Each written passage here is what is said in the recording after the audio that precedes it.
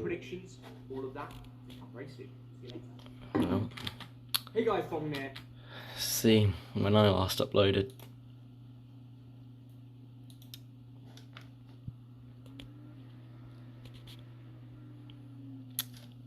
Well then. 191 days. Bongo, I've got something to do. Hello, I'm back. Welcome to another video. Today I'm doing Premier League predictions for the 21-22 season. I would be doing these predictions in groups of 3 pretty much, with an exception of 4, and of course the first place being the champions. I'm going to go straight in with the relegation, the bottom 3. Then I'm going to do the 4 that survive, then 3, 3, 3, 3, then the champions. Hopefully you get that, straight into it. Firstly, bottom 3. Starting with 20th, I'm going to name the bottom 3. We've got Brentford, then Burnley, and then Palace. Starting off with Brentford, they're a side, they've got some good talents, but they just got promoted. I'm not sure they're ready for the Premier League. Maybe in a few seasons they could come back up and maybe compete a bit more, but I don't think they can compete with them big teams in the Prem. I don't think they'll get enough points and they'll go straight back down. Next, Burnley. Loads of people put these in their bottom 3. They just don't have any players whatsoever. They have Pope, that's all. Can't just rely on your keeper. I cannot name more than 5 Burnley players. They're absolutely nothing. Been in the Prem for too long.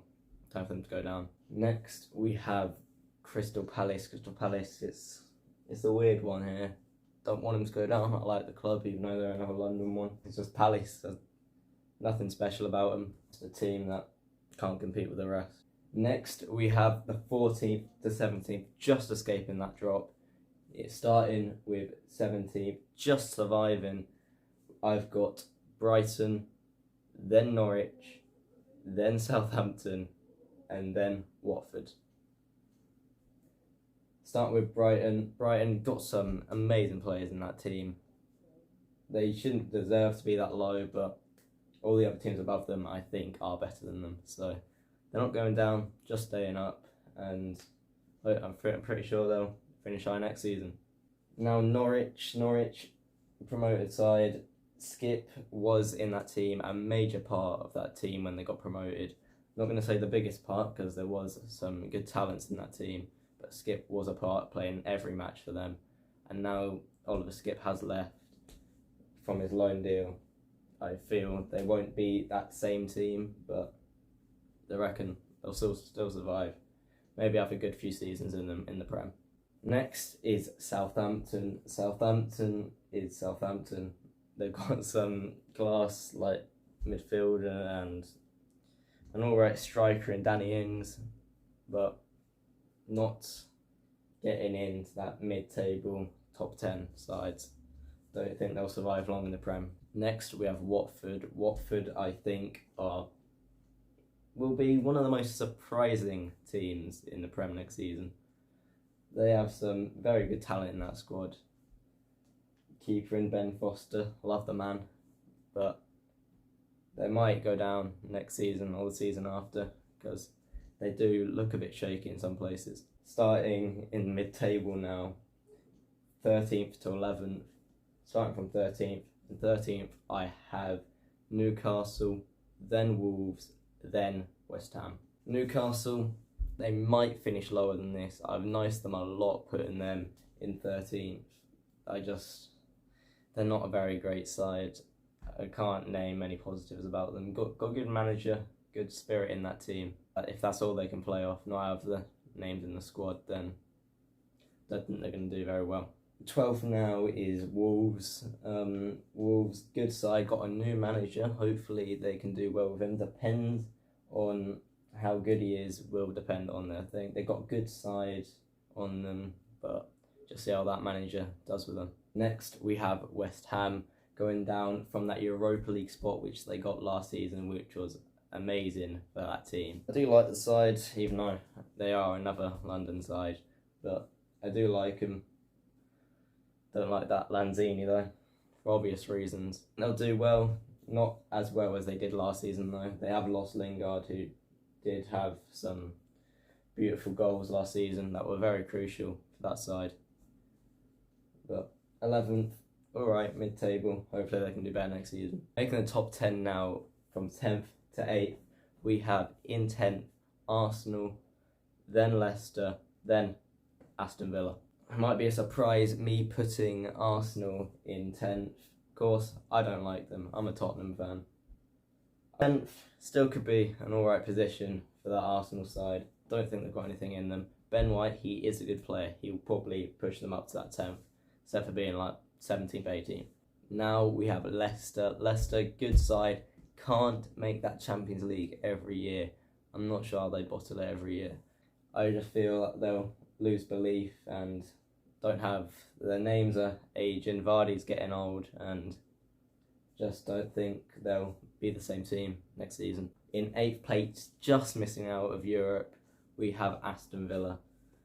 Villa, I do like their team. It's got some very good players in it, but seeing as Grealish probably will be leaving to go to Oil Money FC, I don't think they will make that Europe. Still a good team without him though. Next, we're on to the teams that have made Europe and not made that UCL.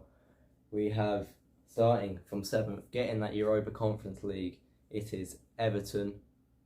Then Europa League qualifiers, Tottenham, and straight Europa League is Leeds. Starting with Everton, with the nonce on their side, I feel like they are a good team, will make that Conference League, but won't be able to push for them Europa League, Champions League spaces.